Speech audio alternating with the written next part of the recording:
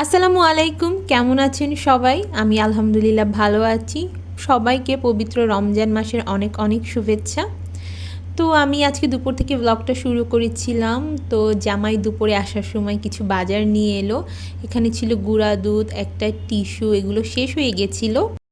আর ছিল ডিম আর চিনি। তো আমরা আখের চিনিটা খাই, এই চিনিটা ভালো। ডিম আমাদের বাসায় বেশিই লাগে, কারণ আমরা দুজনেই ডিম পছন্দ করি।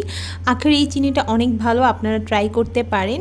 তো এখন এগুলো আমি সব রিফিল করে নেব। আর ছিল বেসন, বেসন আমি নিচ থেকে আমাদের যে গার্ড আছে ওনাকে দিয়ে আনিয়েছিলাম। বেসন শেষ হয়ে গেছিলো, আর আমার জামাইকে বলতেও মনে ছিল না। তো এগুলো এখন আমি সব রিফিল করে নেব। তো আমি এরকমই করি, একবারে বাজার করে তারপরে যা যা লাগে সব একবারে রিফিল করে দেই, যেগুলো যা লাগে একবারে সব কিছু গুছিয়ে রাখি। তো ডিম আমাদের দেখা গেছে 15 দিন পর পরই লাগে, কারণ ডিম আমরা দুজনেই পছন্দ করি। ডিম সিদ্ধ, ডিম ভাজি, ডিম পোচ, ডিমের অমলেট, মামলেট সবই পছন্দ করি।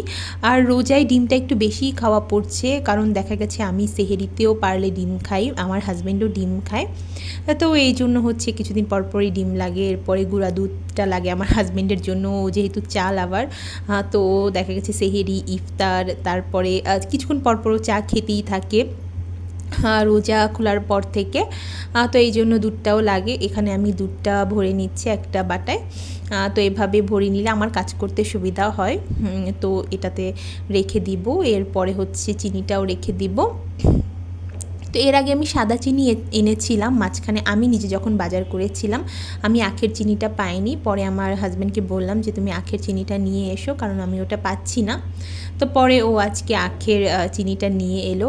এই চিনিটা হচ্ছে ব্রাউন সুগার যেটাকে বলে, এটা কিন্তু স্বাস্থ্যের জন্য ভালো।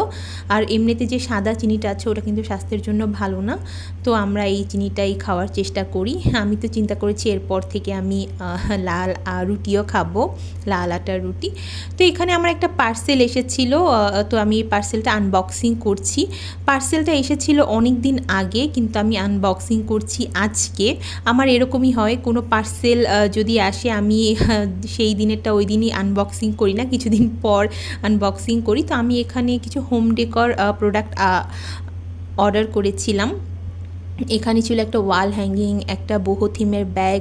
তো অনেক দিন থেকে আমি ভাবছিলাম যে বহু থিমের কিছু জিনিস অর্ডার করব বলে করা হয়ে ওঠে না। মাঝখানে হুট করে অর্ডার করে ফেলেছিলাম। তো আমার ওয়ালগুলো কেমন ফাঁকা ফাঁকা লাগছিল, ওখানে কি দিব ভাবতে ভাবতে এই বহু থিম মাথায় এলো, পরে অর্ডার করে ফেললাম। তো এটা ছিল কিন্তু একটা কম্বো অফার, এটার প্রাইস ছিল 1000+। প্রাইসটা আমার সঠিক মনে নেই, যেহেতু অনেক দিন আগে অর্ডার করেছিলাম, আর পার্সেল আসার পরেও আসলে আনবক্সিং করা হয়নি। তো এই যে আজকে আনবক্সিং করে ফেললাম। এখন আমি আমার ড্রয়িং রুমে এটাকে সেট করেছি। আসলে ওদের পেজে যেভাবে সেট করা ছিল আমি ওভাবেই দেখে দেখে সেট করেছি, এভাবেই সেট করা ছিল এগুলো, এভাবেই আমি একটু সেট করেছি। আমি এবং আমার হাজব্যান্ড দুজন মিলে, আমার হাজব্যান্ড আমাকে হেল্প করেছে সেট করতে। তো আমার কাছে না এটা ভালোই লাগে, অনেকদিন থেকে ভাবছিলাম যে এগুলো অর্ডার করব। তো আর এই ওয়াল হ্যাঙ্গিংটাও আমি ড্রয়িং রুমের দেয়ালে রেখেছি। আমার কাছে খুব সুন্দর লাগে এই জিনিসগুলো, আসলে ছোট ছোট জিনিস দিয়ে শখ পূরণ করতে হয়। তো আজকে ইফতারিতে ছিল খিচুড়ি, 2 দিন আগের খিচুড়ি। আসলে অনেক খিচুড়ি রয়ে গিয়েছিলো, এটা আমি ডিপ ফ্রিজে রেখে দিয়েছিলাম। আমি একটু একটু করে খাই, আমার হাজব্যান্ড ভাত খাবে।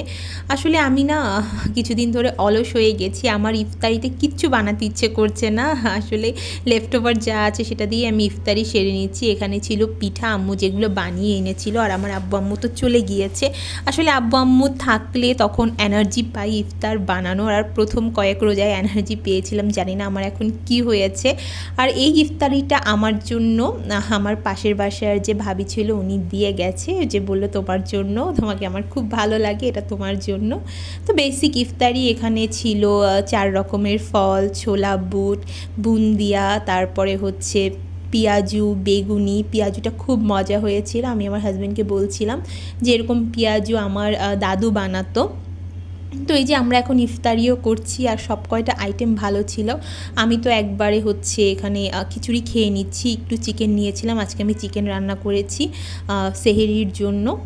তো কালিজিরা ভর্তা ছিল সেটাও নিয়ে নিয়েছি। এই তো তো আমার হাজব্যান্ড বলছে তুমি কিন্তু প্রচুর অলস হয়ে গেছো, এখন আর কোনো ইফতার বানাচ্ছ না, কেন ইফতার বানাচ্ছ না? আমি বলছি খিচুড়িটা শেষ হলেই আমি ইফতার বানাবো, আর তুমি তো ভাতই খাও।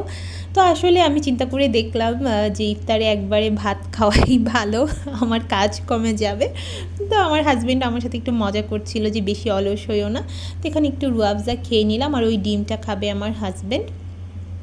তো এই ছিল আমাদের টুকিটাকি ইফতারি। এরপরে নামাজ পড়ে নেব, নামাজ পড়ে যা যা কাজ আছে সেগুলো করব।